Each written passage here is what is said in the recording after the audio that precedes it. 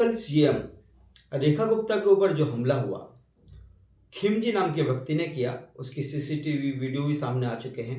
उसका कहना है कि सुप्रीम कोर्ट के आदेश को बीजेपी सरकार सीएम द्वारा माने कुत्तों के खिलाफ जो आया है ऑर्डर, उसको लेकर के वो नाराज था कि कुत्तों को पकड़ करके उन्हें शेल्टर में डाल दिया जाए, उसको लेकर के वो उसकी शिकायत के लिए आया था। लेकिन उसी से वो अग्रेसिव होकर के उसने सीएम पर बीजेपी से हमला देने का नाम ले रही है, लेकिन उसने एक ऐसी एग्रेसिव एक्टिविटी की जिससे हमला का रूप दिया जा रहा है।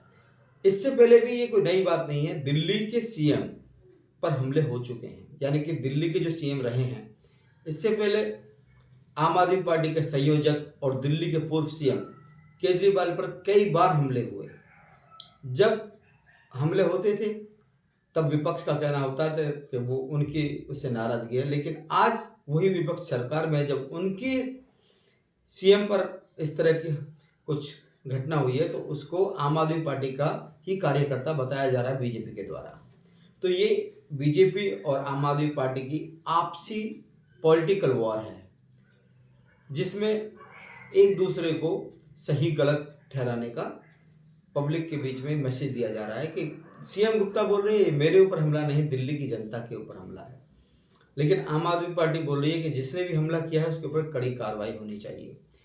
और जिस तरह से ये हमला हुआ उस तरह से पहले भी केजरीवाल के ऊपर हमले हो चुके हैं, लेकिन तब बीजेपी ने कभी नहीं कहा कि उनके ऊपर कड़ी कार्रवाई होनी चाहिए। हमला किसने किया है ये मायने नहीं रखता, लेकिन हमला हुआ है वो गलत है और उसके ऊपर कार्रवाई होनी चाहिए और कार्रवाई हो रही है।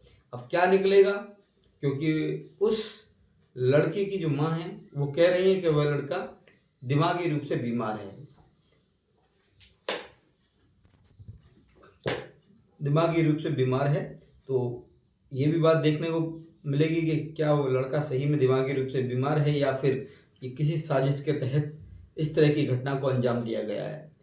तो आप देखिए ये कुत्तों का मामला कहाँ से कहाँ तक पहुँच चुका है।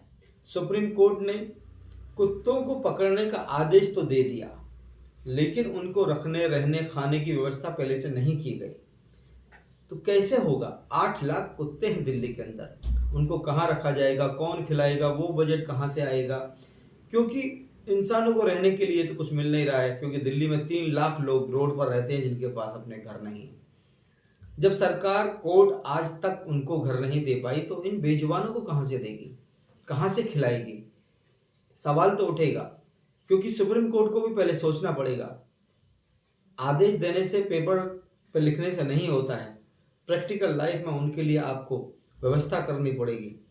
क्योंकि अगर समाज में एक व्यक्ति कोई गुनाह कर दे तो उसका मतलब ये नहीं कि आप पूरी दुनिया को आप जेल में डाल देंगे। इस तरह अगर कुछ कुत्तों ने की वजह से लोगों को परेशानी, उन्होंने काटा है या कुछ अटैक हुए हैं, तो उनको चिन्हित करके उन कुत्तों को होम शेल्टर में रखा जाए, ना कि सभी कुत्तों को, बेजुबानों को डाला जाए जेल के अंदर। क्योंकि वो इंडियन है कुत्ते, और जो विदेशी कुत्ते होते हैं वो ऑलरेडी गाड़ी में रहते हैं, बेडरूम में रहते हैं। तो सरकार को सोचना पड़ेगा कि देश की ये भी एक हमारा समाज का हिस्सा है, उसके साथ में कोई अन्याय ना हो। तो आप देख रहे हैं नेशनल न्यूज इंडिया, मैं हूं गोपाल राघव। आज की ताज़ा खबर।